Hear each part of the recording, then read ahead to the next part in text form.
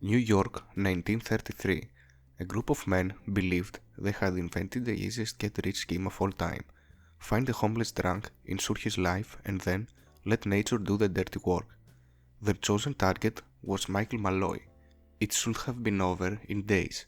Instead, it turned into the most ridiculous failed crime in the history of the Bronx.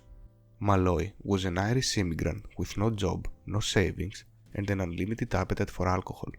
He was a regular at a local bar in the Bronx, where the bartender and a few patrons quietly began to see him as a lottery ticket with legs. They formed what the press later nicknamed the Murder Trust. The plan was as elegant as it was cruel. Give Malloy unlimited free booze, wait for him to drink himself into an early grave, and cash the check. What could possibly go wrong? Well, everything. Night after night, Malloy drank like a champion. Whiskey, gin, cocktails. He drank them all, passed out, and by the next morning, he was back again, asking for more. The conspirators were stunned. Instead of killing him, alcohol seemed to power him. So they got creative. They replaced the whiskey with antifreeze. Malloy slapped it down like it was the house special. They tried turpentine, horse liniment, even a sprinkle of rat poison. Malloy shrugged it off. At this point, he wasn't their victim. He was their science experiment. Food, they thought. That's the answer. So they served him sardine sandwiches packed with broken glass and carpet tacks. Malloy ate them happily, smacked his lips, and asked if there were seconds. Winder gave them another idea.